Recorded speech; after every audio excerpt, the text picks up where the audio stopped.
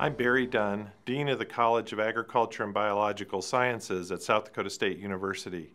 I'm here today to talk to you about changes that we are going to be making to the college that have been driven by unprecedented cuts to our state and federal budgets that are the main source of funding for our college.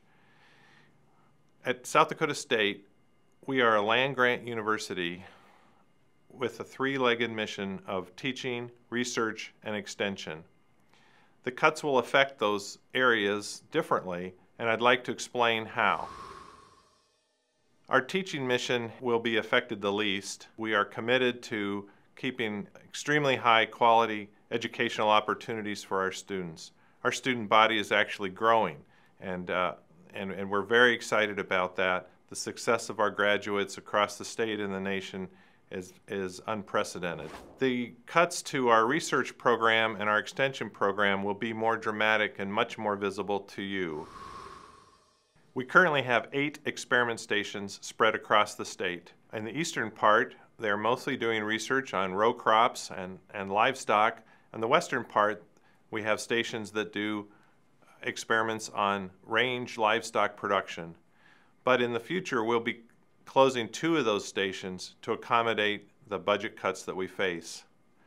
We also have a variety of service labs on campus that provide testing for a variety of services to you, our constituency. We will be closing 2 of those, the Olson Biochemistry Lab and our soil testing lab. That is a very pragmatic and difficult decision because both of those laboratories and their dedicated staff have provided a high quality service to South Dakota for many, many decades. But as time has moved on, the services they provide are available in the private sector, and we will rededicate the space that they take to an ever-increasing research program here on campus. The changes that you see to our extension service will be much more dramatic. In anticipation of this, the budget cuts that we now face, I ask a group of professionals to help me redesign a new and forward-thinking extension service that includes structural changes as well as staffing changes. They did a great job, and by the end of February had provided me with choices to make about how the extension service would operate across the state in the future. I've chosen a regional model that has been well tested in our neighboring states of Iowa and Minnesota to move our extension services out of the county and into regional centers spread across the state. These centers will be in Aberdeen, Watertown, Sioux Falls, Mitchell, Pierre, Rapid City, and Faith.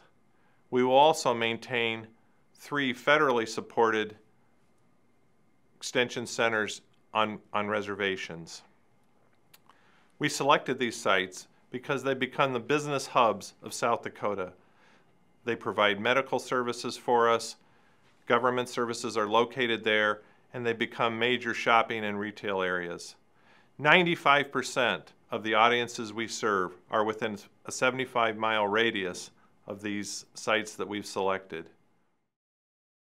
The committee helped me prioritize the services that we will continue to provide the citizens of South Dakota. This includes a strong 4-H presence not only at the regional centers, but we will have 34 people working in the state as 4-H advisors.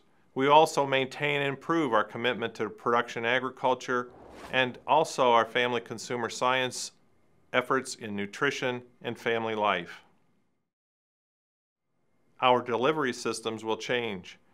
We will be relying on more technology that expresses itself to you not only with web-based resources, but also in mobile devices and also video conferencing at each of the centers. This is an important step for us to take. The world's changing rapidly, and we need to be nimble enough to change with it. The timeline we are on is aggressive. By next October, you will see very different services in our regional centers. But in the meantime, we will maintain our commitment to our 4-H youth and keep achievement days and state fair much as you've known in the past. But within a year from now, we will be operating in the regional centers with a new staff and a new administration. Our historic partnerships are important to us, and we will be working hard to maintain our relationship with our county commissioners and our advisory boards that we have across the state and within the system. We are committed to continue our strong service to you, but in new and important and relevant ways. We will look different. We anticipate that this will be controversial and will need a time of adjustment, but it is a step that we need to take, not only because of the budget cuts that we face, but because it is the right thing to do to move forward in a new and emerging world. I know that this process is dramatic and will have an effect on many lives across South Dakota. We ask for your continued participation in advisory boards, and please send us feedback as time goes on and these changes are initiated. As we move forward, I would like to thank you for your continued support of South Dakota State University and its land grant mission.